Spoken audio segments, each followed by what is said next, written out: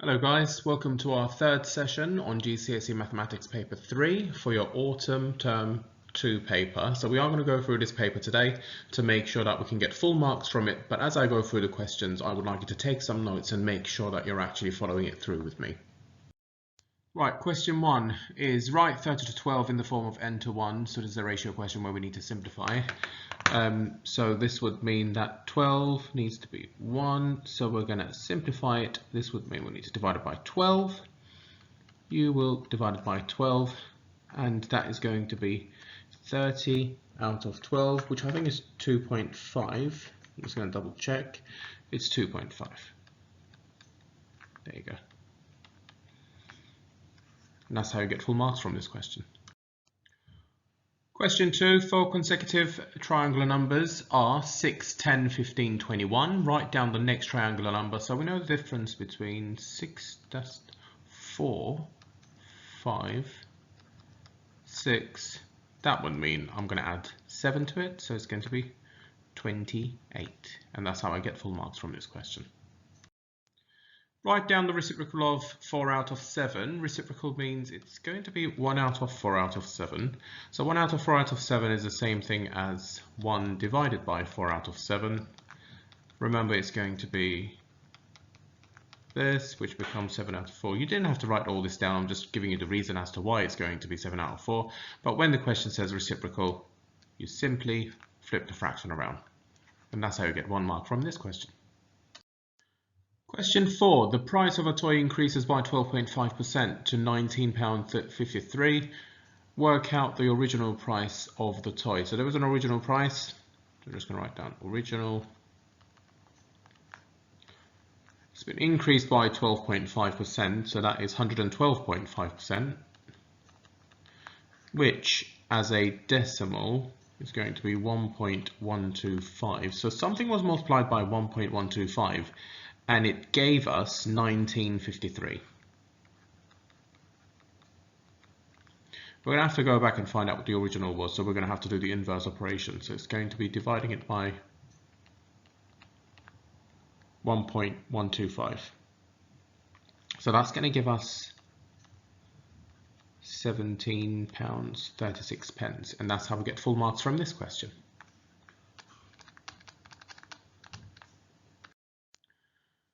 Question 5. Jess saves 2p, 5p and 10p coins. She has 45 10p coins.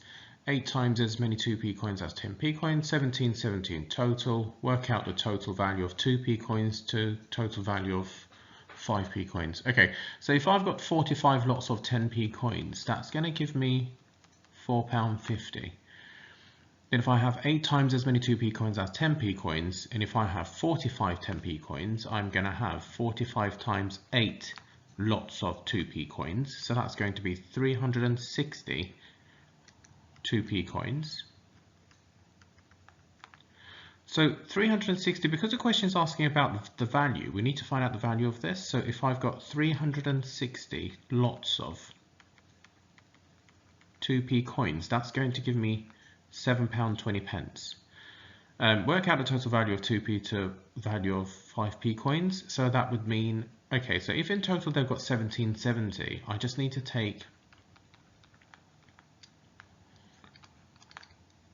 1770. I need to take away the total amount of 10p and 2p coins to actually find out how much is going to be left for 5p coins. So that's 11.70, so that's £6. The total value of 2p to 5p coins, so this is how much I have for 5p coins.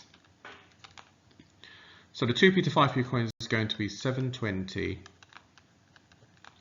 to 6 in its simplest form. Well, I can divide both sides by 6, so that's going to be 1.2 to 1. So that's how you get full marks from this question. Question 6. Part of a regular polygon is shown. Assume that the polygon is octagon, so it's got 8 sides. Work out the size of an exterior angle. Okay, so total exterior angles for a polygon is going to add to 360 degrees. And if I've got 8 sides that are equal in angles, it's going to be 360 divided by 8. That's going to be 45 degrees. Question 6b. In fact, the polygon has more sides than an octagon. Okay.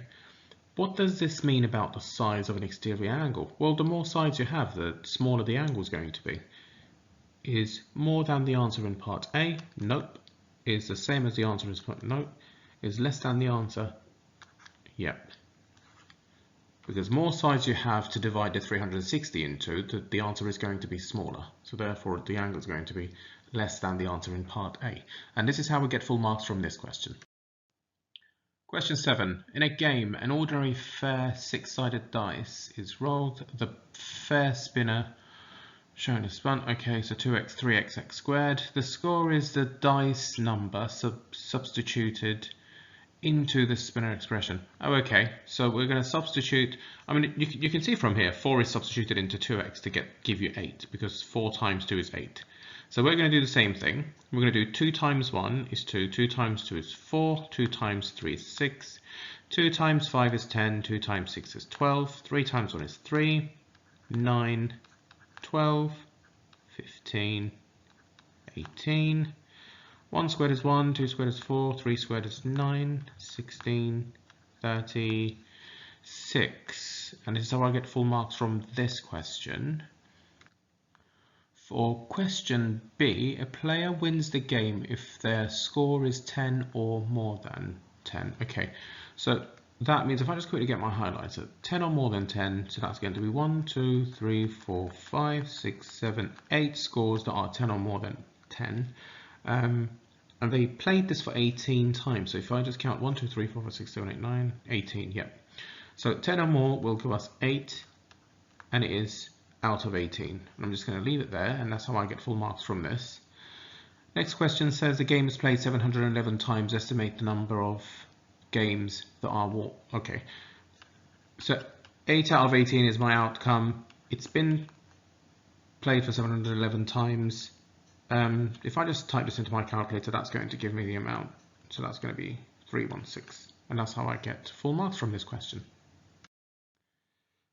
Right, let's have a look. A minus 3x squared plus... Okay, we are given an identity and they're asking us to find out A and B. I'm going to have to expand the bracket for this one. It's going to be ax squared take away 3x squared plus 2b is identical to 5x squared plus 12. This means that this section is identical to this, and this section is identical to this. That being said, I know that 2b is going to be 12. If I divide both sides by 2, then it's going to give me 6 for b. And ax squared take away 3x squared is 5x squared. So if I add 3x squared to both sides, ax squared is the same thing as 8x squared. Well, a is 8 then. And that's how I get full marks from this question. Right, question 9. A is 1, 3, yep. And B is 2, 9. A, B, C, D is a parallelogram. A to D and B to C are horizontal and each has length of 5 centimeters. Okay, remember, vertical, horizontal. Okay, so we are, from the point given to us, we're either going to be going towards right or we're going to be going towards left. It says 5 centimeters, so that means I am going to, let me just get rid of these so I'm just doing it clearer. So from this point, I'm going to go 1, 2, 3, 4, 5. So I'm going to go here. And then from here, I'm going to be going 1, 2, 3, 4, 5. So I'm going to plot it here. And this is going to be my first parallelogram. It could also be, you remember what I said to you guys, you could either go towards right or left, so there could be another option. So we could go 1, 2, 3, 4, 5. So 1, 2, 3, 4, 5, and then we can go 1, 2, 3, 4, 5 this side. So this could be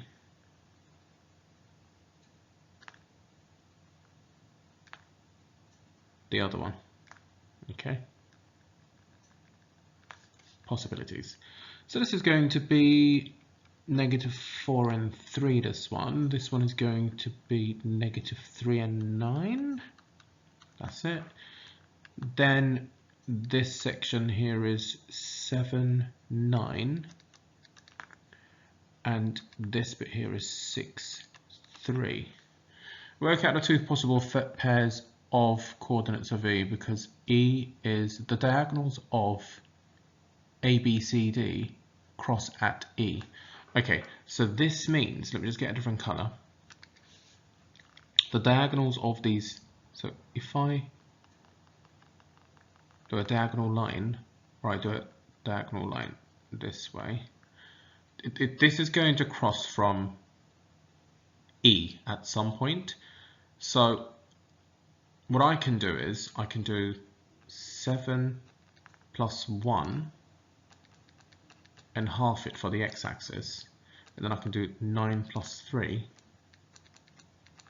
and half it for the y-axis. So that will help me to find out the midpoint. So that's going to be the point that they are crossing from. So that's going to be 8 out of 2 is 4, 12 out of 2 is going to be 6. That's one of the options. And option number 2 is going to be 2 plus -4 and half it, and then 9 plus 3, then I'm going to half it. So that's -2 out of 2 is going to be -1 and 6. So it's probably crossing from here for this one, and 4 and 6 crossing from here for that one. So those are the two possible options for me, and that's how I got 4 marks from this question. Okay, question 10. Write down the translation vector that maps shape A onto shape B. Okay, I'm going to use these two vertex here. 1, 2, 3, 4 along, 1, 2, 3 down, 4 along, 3 down. Remember, it's written down as XY. And that's how you get full marks from this question. Question 11, the volume formula is given to you. That's a win-win situation there. Bowl is a hemisphere with radius 12. Okay, water is poured into the bowl at a rate of 325 centimeters cubed per second for 8 seconds. So that means 325 centimeters cubed for 8 seconds is going to give you 2,600 centimeters cubed is filled in up to that point. Does the water fill more than 70% of the bowl? Okay, let's just quickly find out the volume of the bowl then. It's going to be volume is equal to 4 out of 3 times pi times radius cubed. That's going to be 12 cubed. But remember, we're going to have to halve this because it's a hemisphere. And when I put it into my calculator, it's going to give me, let me just quickly type it in, guys. So it's going to give me 4 out of 3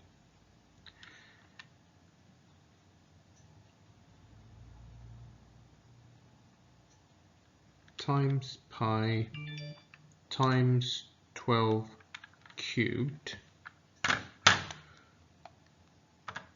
is giving me this divided by 2 is 1152 pi. If any of you 1152 pi is cubed,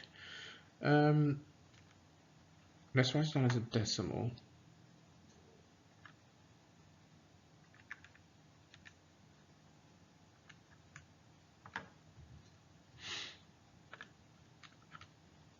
Three six one nine 3619.114737 centimeters cubed is the volume of this hemisphere. And what we are trying to compare is we're going to try and figure out if 2,600 is more than 70% of the bowl. So that would mean that if I was to times this, or the one with the pi, with 0.7, I'll be able to see what the 70% of this bowl is. So if I do whatever answer I have on my calculator right now, on the calculator's display, I am going to times it with 0.7, so that's going to give me 70% of the bowl. So 70% of the bowl is actually 2,533.38 something centimeters cubed, and I can clearly see that yes, more than that, more than 70% of the bowl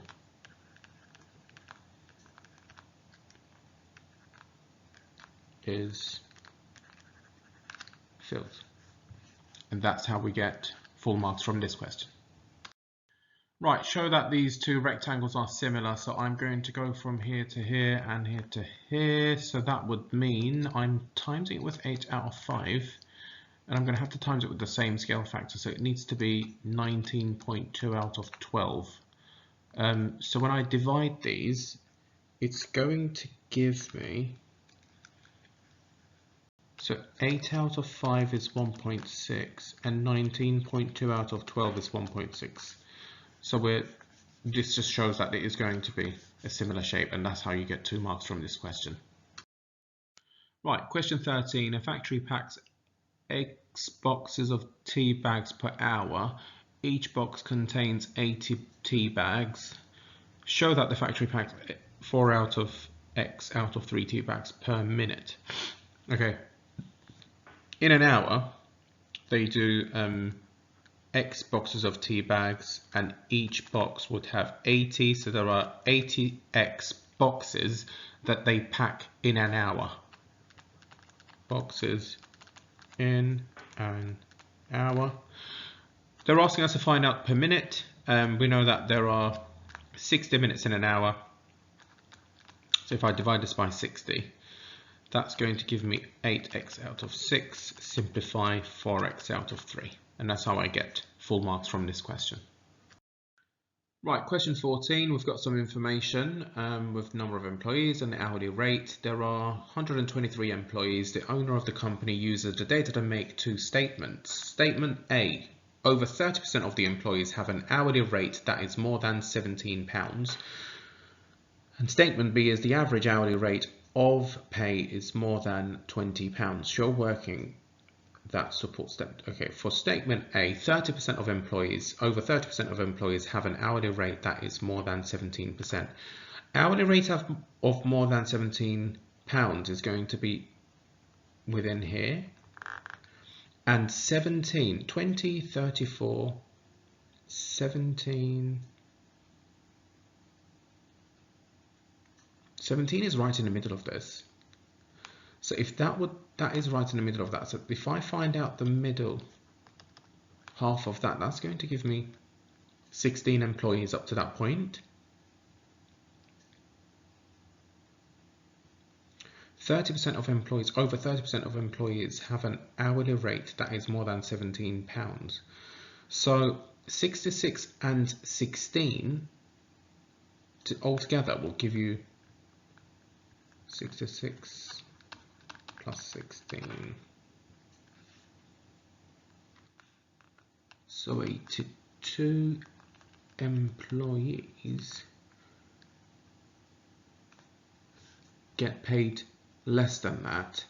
So if 82 out of 123 gets less than that, so 82 out of 1, 2, 3 is going to give me, in terms of percentage, 66.6%. So what I did 82 divided by 123. So 82 employees out of the 123 employees will get less than £17. And when you multiply a fraction by 100, it will give you the percentage. So that's 66.6%. So if I do 100% take away 66.6 recurring percent, that's going to give me 33.3 recurring percent of those employees actually get paid more than £17, so that means the statement A is correct. Why might statement A not be true? So we did an estimation here really, and we know that everyone in the second group might earn 14, 15 or 16 or bang on 17 really. So what we can say is we can say less than 12 employees could earn more than £17 per hour. Less than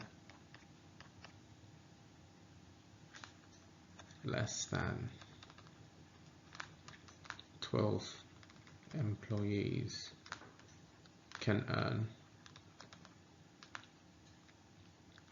more than £17 per hour. And again, it's an estimate. Right, question C, work out an estimate of the mean to support the statement. Okay, so to do that, I'm just going to get rid of some of this writing here. We're going to have to find out the midpoint.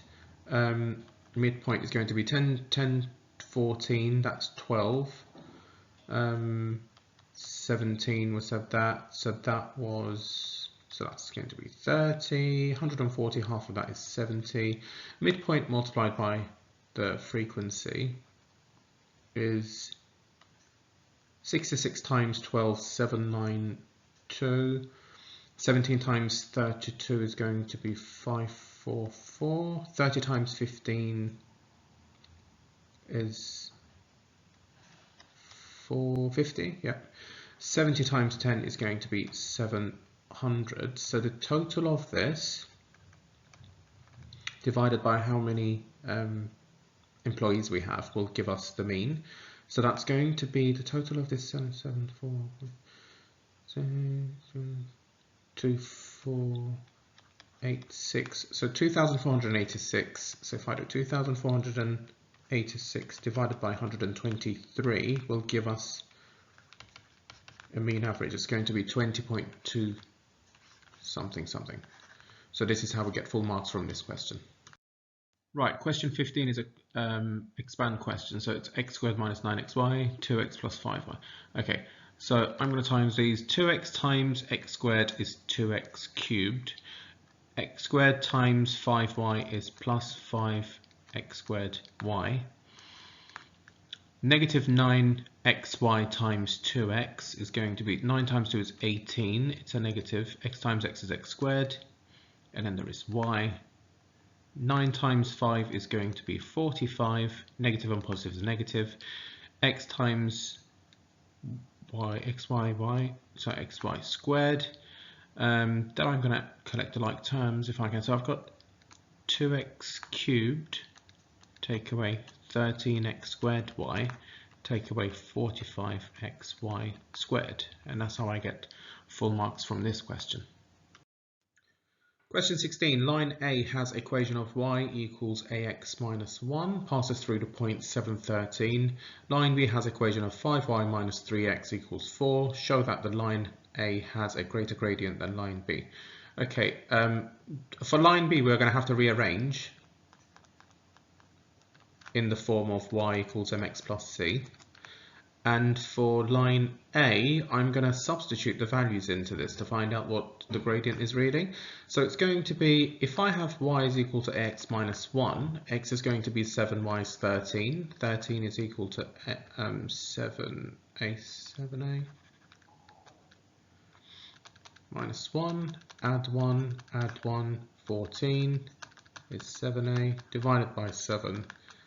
A is going to be 2. So that's the gradient of the first one. So that's going to be 2x minus 1 is line A. For line B, I'm going to have to rearrange. So I've got 5y take away 3x is equal to 4. Add the 3x to both sides. 5y is equal to 3x plus 4 divided by 5 divided by 5. Y is going to be 3 out of 5x plus 4. So that's actually 0.6 for the gradient. So show that line A has greater gradient. Okay, yeah. A is greater than, right.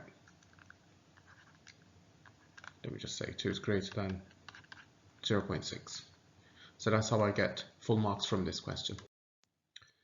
Right, question 17, work out the size of angle X. To work out the size of angle X, we will need another information. We'll either need another side, or I will either need A to C or B to C. So I can find out A to C by just doing trigonometry. So I can call this X. So let me just call it a different letter so you don't get confused with the angle and the side that we are looking for. This is the bit that we're trying to find out. Let me call it height.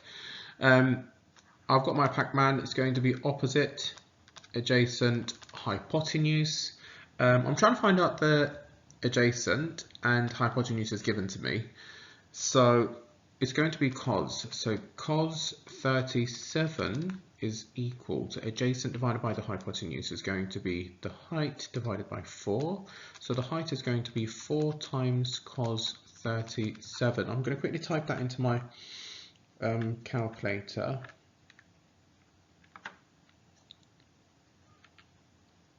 Sorry, 37. It is 3.194540204. I like to use the full digits, to be honest with you. I don't reround anything until the end, so I'm just going to keep it as it is for now. So I know this section is going to be, then this bit here is going to be 3.19, all the other digits, that's in here. So I know that in order for me to be able to find out the angle here, I've got the opposite and hypotenuse, so I can do sin. So sin x is equal to opposite divided by the hypotenuse, which is 3.19 out of 9.3. Remember, at this stage, when you're trying to find out the angle, you need to do shift sin and find out sin to the power of -1, 3.19 out of 9.3.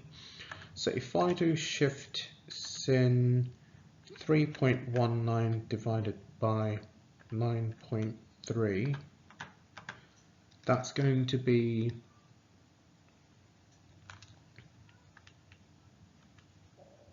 3.19. I said I was just going to put up the whole thing. 4.2. Let's see if it's going to make any massive difference. It shouldn't, but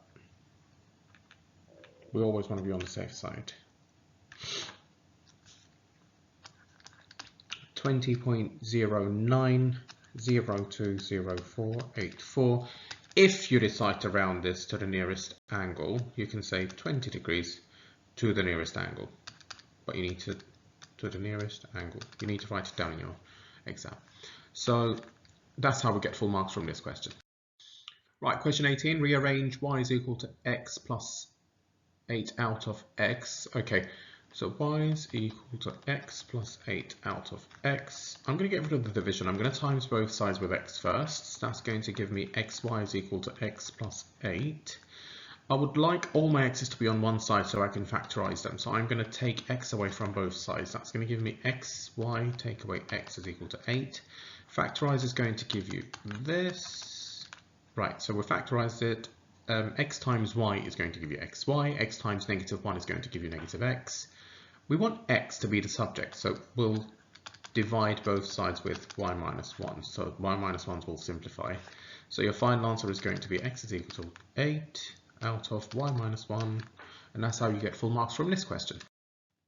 Right, question 19. Here are the first 4 terms of a quadratic sequence, 3, 20, 47, 84. Work out an expression for the nth term. Okay, let's find out the first difference first.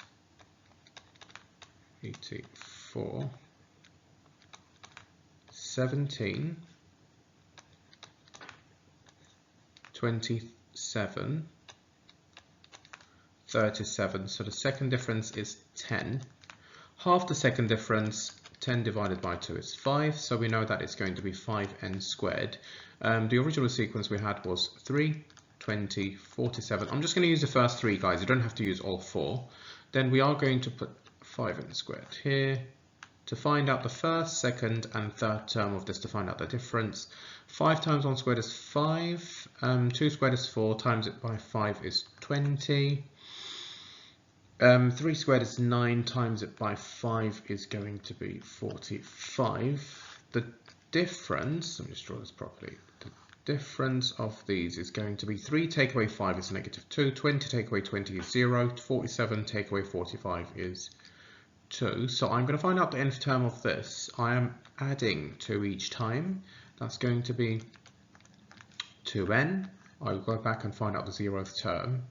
That's going to be take another 2 away. That's -4. -4.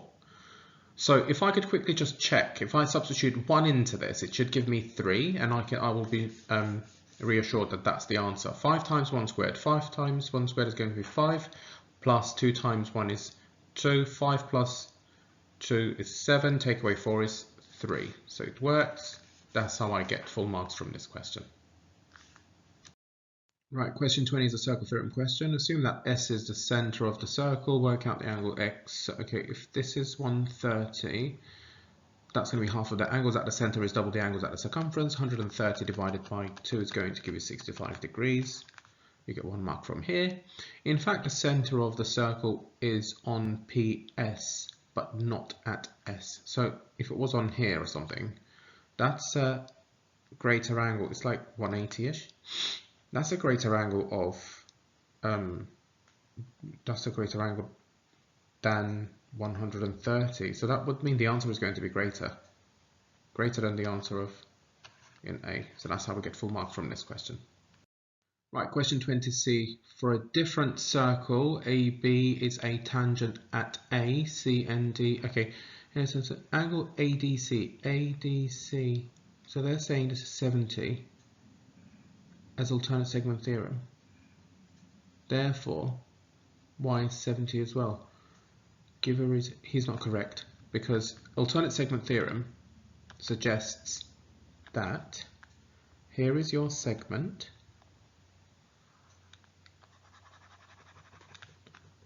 and your alternate angle to this is actually ACD. So no, he is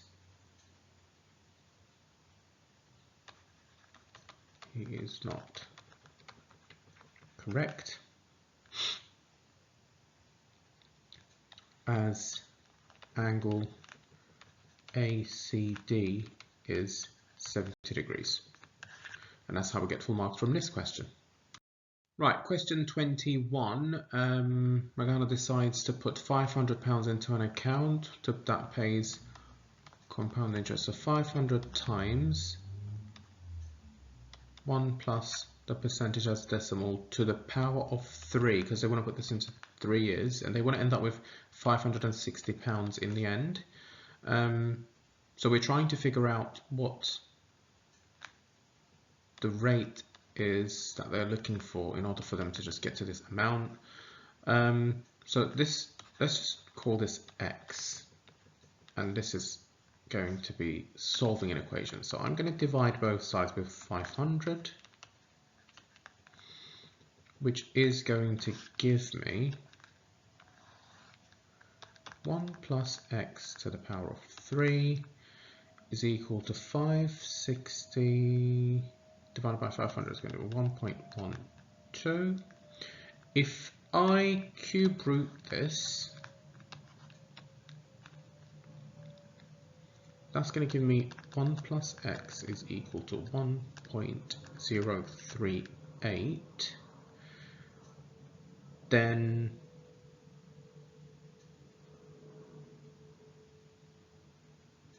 what I'm going to do is I will take 1 away from both sides. That would mean X is going to be 0.038. So this is in decimal. We are looking for a percentage, so that means I'm going to times this by 100. So 0.038 times it by 100, so that's going to be 3.8%, and that's how we get full marks from this question. Right, iteration question, an approximate value of the root formula x1 is 4. They want us to find out x2 and x3. So in order for us to be able to find out x2, I'm going to write it down here. I'm going to have to type this into my calculator, which is 3 outside, 5, 4 squared, take away 2 times 4, take away 3. And whatever answer I get from here needs to be substituted. Let's say this was answer 1. Answer 1 is going to be substituted in here, and that will give you x3. So those two values are 7.8 and 6.59. On your calculator, what you're going to do is you're going to go back to this section here and then click answer and hit the equal sign again and again. Okay, and by continuing this, to ensure that the value is going to be the value of x is more than 4.25, and then you will get an answer where the value is going to be more than 4.25, and it is going to get to a point where it's not going to carry on anymore, and then you will write down what you have there. So it has to be in between. Your value is going to be in between these two numbers. So you hit the equal sign until you get to a point where you will have a value that is more than 4.25, and you will see that even if you carry on, there aren't going to be any changes, and then that's going to be your answer, and you can just write it down. So I'm just giving you a range here, because everyone's going to end up with a different answer depending on how many times you do the iteration for. So this is how you get full marks from this question. Right, let's have a look at question 23. The question is asking us to compare options. Option number 1 says pick 2 cards from set A. Option number 2 says pick 1 card from set B and 1 card from set C. The cards are picked at random. The player wins if the total of their cards is exactly 10. So in order for me to get 10 from set A, picking 2 cards, it's going to have to be 5 and 5. So if I pick 5 and 5, because I can't do 6 and 3, 8 and 5, 6 and 1, they're not going to add up to 10. So I'm trying to add it up to 10. So it's going to be these 3 options. So from when I first pick, I have 3 options out of 8 to get a 5. And when that's gone, my second pick, so I have this, and my second pick is going to be 2 out of 7. So, and in probability is going to be 3 out of 8 times 2 out of 7. Remember that, guys. So that's going to be 6 out of 56. 6 out of 56. Or you can simplify it to 3 out of 28. So this is for option 1. For option 2, pick 1 card from set B and pick 1 card from set C. So for set B, I can pick 4 and 6. I can pick 4 from set B. If I pick 4 from set B the first time round, it's going to be 1 out of 1, 2, 3, 4, 5, 6, 7. Or I could pick C the first time round, that's 1 out of 7. Then I have from set C, if I pick 4 from set B, to make it 10, I'm going to have to pick 6 from set C. And there's only 1 6 out of 4. And I need to pick, if I picked 6 from set B, I'm going to have to pick 4 from set C to make it 10. That's 1 out of 4 again. So it's going to be 1 out of 7, 1 out of 4. It's going to be 1 out of 7 and 1 out of 4. That's 1 out of 28. And I've got this or this. So it's going to be this option, or it's going to be this option. So I've got those 2 options there. So or means it's actually going to be 1 out of 28 plus 1 out of 28. So that's going to be 2 out of 20. I don't know, right? 28 like that. 2 out of 28. So you will have better chance to pick option 1, and that's going to be your answer. And that's how you get full marks from this paper. Right, this next question is A is 65 to the nearest integer, B is 30 to one significant figure. Work out the upper bound for 2a squared minus b squared. So since it's asking us to find out the upper bound for this, so to the nearest integer is 1/2 of 1. This is how I do it, is 0.5. I'm going to add 0.5 and take away 0.5 from a. So the lower bound of a is going to be 64.5 and upper bound of a is going to be 65.5. For b, is to the nearest one significant figure. So one significant figure, this number is going to be 10. One significant figure is tens. Half of that is 5, so it's going to be lower bound is going to be 25. The upper bound is going to be 35 for this. And we have the formula of 2a squared take away b squared.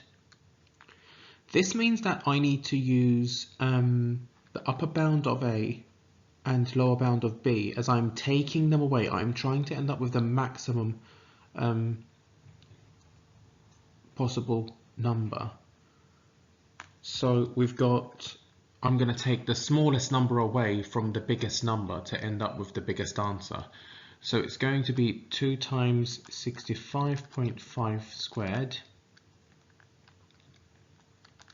take away 25 squared, and that's going to be 2 times 65.5 squared take away 25 squared.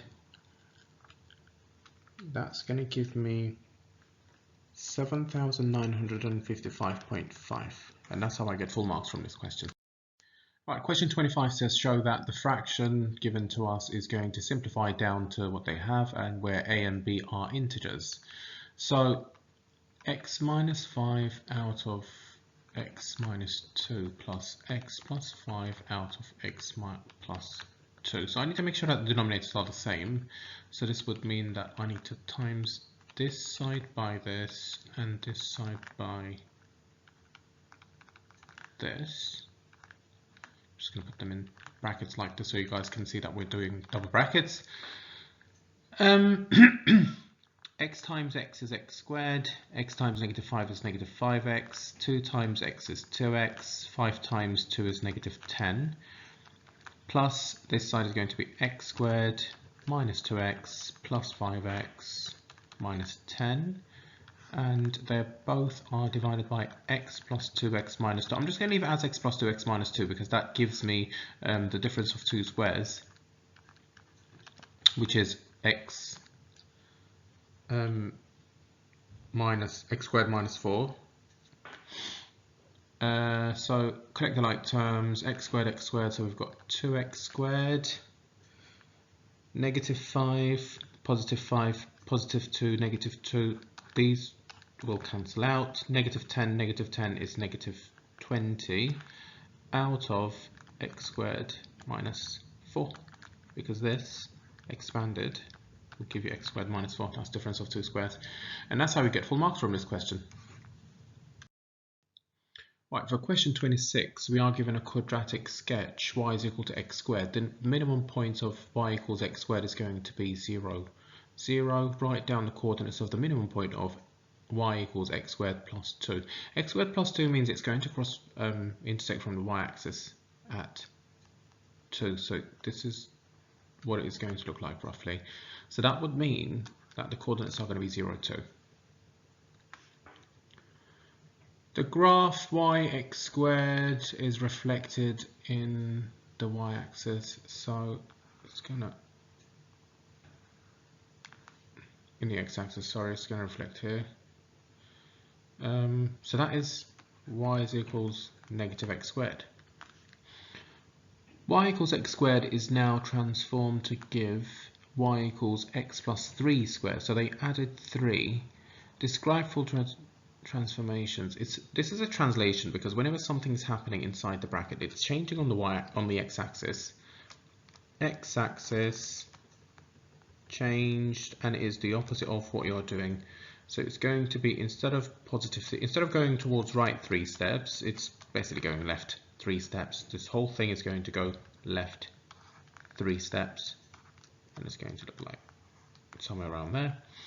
And it's a translation because you're moving your graph left or right, up and down. So you would do the y-axis if this was given to you as this, just like there. You see, we went up 2 steps, but with the y-axis we do exactly what we are told because it is outside the bracket. So we are going up. So if it's a positive 2, we're going up. If it's a negative 2, we're going down. For the x-axis, if something is happening to your x and they're adding 3, you're going to take 3 away, so you're going towards left. If you're taking 3 away, you're going towards right.